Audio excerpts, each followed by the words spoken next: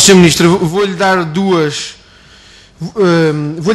exemplos de como porque é que todo este processo, e particularmente esta tomada de decisão por parte do Governo, nos causa muita estranheza. E a primeira tem que ver com isto. Se o Governo aquilo que transmitiu foi uma posição informal, porque ela não resulta do quadro legal da Golden Share, portanto, se o Governo transmitiu aos responsáveis da PT a sua opinião sobre o negócio para que ele não se realizasse, e se essa orientação é de facto tida em conta, ou pelo menos se o Governo espera que ela seja tida em conta fora daquilo que é o quadro legal da Golden Share, então para que é que serve este quadro legal? Para que é que se define na lei o exato quadro em que o Governo pode intervir, utilizando poderes de que dispõe no âmbito da Golden Share, se depois, informalmente, todos esses poderes podem ser extravasados? É uma perplexidade e é uma das dúvidas que nós ainda não conseguimos esclarecer aqui, que arrasta atrás de si uma dúvida secundária, que é de saber se o Governo tem este poder informal de pôr fim a um negócio, terá ou não também o poder informal de lhe dar início.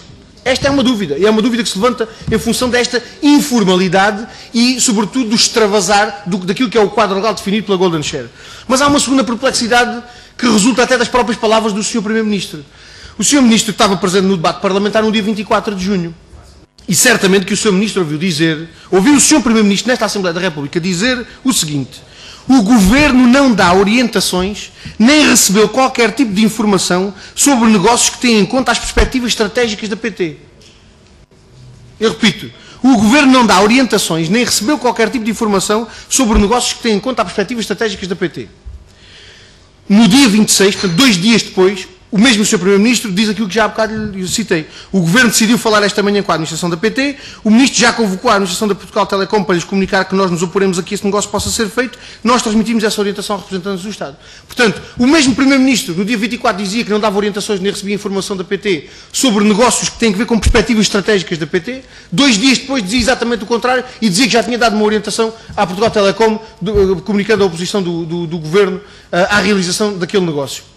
E é este quadro de informalidade e de mudança de opinião em 2 dias que nos causa muitíssimas dúvidas, Sr. Ministro, porque isto não permite que, com clareza, se retire a conclusão de que o Governo nada teve a ver com este negócio, que o Governo nada teve a ver com ele nem no início, nem no seu fim, e que, portanto, e que muito menos teve conhecimento deste negócio. E é neste quadro de pouca clareza que nós temos estado a trabalhar nesta comissão de inquérito, e julgo eu com alguns resultados positivos, do ponto de vista da recolha de factos que nos permitam retirar alguma conclusão. E depois há uma outra questão, Sr. Ministro, que tem a ver com a pergunta que lhe colocava há bocado, e que tem a ver precisamente com as declarações do ex-ministro Mário Lino nesta comissão de inquérito, quando nos disse que chamou os responsáveis da administração da Portugal Telecom para lhes dar uma ordem, uma orientação, para lhes transmitir uma opinião de que o Governo não concordava com a realização daquele negócio. E isto contribui, uma vez mais, para essa falta de clareza, porque afinal parece que o Ministro das Obras Públicas tinha ele mesmo a capacidade de dar uma ordem, uma orientação aos membros da administração da Portugal Telecom. E, portanto, a questão que queria colocar era esta: alguma vez os membros do Governo foram informados exatamente daquilo que foi o quadro de decisão tomada pelo Governo, neste caso pelo Sr. Primeiro-Ministro e do Ministro das Obras Públicas? Alguma vez os restantes membros do Governo foram informados exatamente sobre aquilo que estava a passar, tendo em conta até a projeção pública de todos estes problemas que iam surgindo? Sr. Ministro, mas eu tinha colocado uma pergunta, se alguma vez o Governo foi informado exatamente do quadro em que esta decisão tinha sido tomada. Sr. Ministro, de facto, entre aqueles 2 dias, entre o dia 24 e o dia 26, aconteceu muita coisa. Aconteceu tudo aquilo que o Sr. Ministro acabou de referir e aconteceram também ao longo daqueles 3 dias, 24, 25 e 26, aconteceu também várias declarações do Sr. Primeiro-Ministro com diferentes alcances. Primeiro dizendo que não tinha qualquer informação sobre o negócio, depois dizendo que formalmente o Governo não tinha sido informado, depois dizendo que nunca tinha o Governo sido informado e que ia transmitir a opinião que se ia opor àquele negócio, e depois com aquela declaração do dia 26, onde o Governo já dava uma orientação a representantes do Estado na PT. E como deve compreender, estas diferentes declarações com diferentes alcances do Sr. Primeiro-Ministro também não contribuem para grande clarificação na matéria.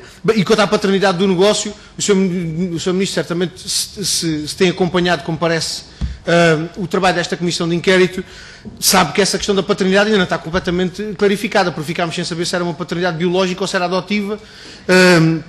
A paternidade do ex-engenheiro Zeinal Bava em relação a esta proposta de negócio, isto para além dos efeitos contraceptivos da intervenção de algumas pessoas, como foi o caso do Dr. Henrique Granadeiro, que se assumiu como a pílula do dia seguinte.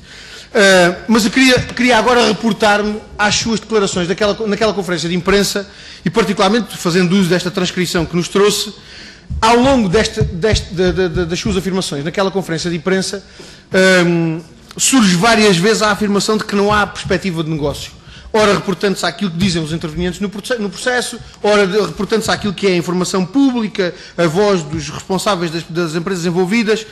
Sr. Ministro, e eu confesso que nas suas declarações esta é talvez a afirmação, ainda que repetida várias vezes, esta é a afirmação que nos causa mais estranheza, de que não há qualquer perspectiva de negócio. Porque a verdade é que daquilo que é a informação oficial transmitida às instituições que têm competência, têm responsabilidade de divulgar os exatos termos daquilo que do ponto de vista empresarial se vai passando, neste caso a CMVM, esta falta de perspectiva em relação ao negócio é uma coisa que não resulta de nenhum dos comunicados oficiais. Do comunicado da Portugal Telecom do dia 23, se o Sr. Ministro quiser atentar, para além do enquadramento da importância do negócio que é feita nos 2 primeiros parágrafos, no 3º parágrafo, a única coisa que se faz é confirmar a existência de contactos entre o Grupo Prisa e a Portugal Telecom e dizer que não foi, contudo, celebrado qualquer acordo. Ora, a falta de celebração de qualquer acordo não quer dizer que não haja perspectiva de negócio, porque se houve contactos, significa que há uma perspectiva de negócio. Não foi celebrado acordo nenhum relativamente a esse negócio. Tal como no comunicado da Média Capital, do dia 25, sendo certo que já foi posterior às suas declarações e, portanto, não o podia ter em conta quando as proferiu, mas no comunicado da Média Capital esta informação até é contraditada, porque a Média Capital assume a existência de um acordo. No mesmo dia 25 à tarde, a Média Capital assume a existência de um acordo. O Sr. Ministro na altura não sabia, como ninguém sabia, mas nós hoje já sabemos que nesse dia 25 havia um acordo e mais, que até havia a perspectiva de haver uma deliberação no Conselho de Administração de Portugal Telecom nesse dia. Já aqui nos foi dito, pelo engenheiro Zeinal Bava, pelo Dr. Henrique Granadeiro, pelo engenheiro Francisco Soares Carneiro, portanto, uma série de responsáveis da PT já assumiram até essa perspectiva. O Sr. Ministro não sabia, nem ninguém sabia no dia 25 e, portanto, obviamente, quando proferiu as declarações, não podia ter essa informação em conta. Agora, aquilo que é estranho é que o Sr. Ministro se refira tantas vezes a esta inexistência de uma perspectiva de negócio, quando essa não era uma conclusão que se pudesse retirar das afirmações. Aquilo que se podia retirar com clareza das afirmações feitas até ao dia 25 é que não havia qualquer acordo. Agora, perspectiva de negócio havia. Tanto havia perspectiva de negócio que até havia contactos assumidos por ambas as empresas. Porquê é que o Sr. Ministro profere estas afirmações? Para concluir, Sr. Presidente. Ao Sr. Ministro, mas aquilo que o Sr. Presidente da Portugal Telecom diz é que se houvesse, não diz que não há. Disse, se houvesse, teria que haver uma deliberação do Conselho de Administração, pois, e tanto que havia essa perspectiva que aquela deliberação até estava em preparação.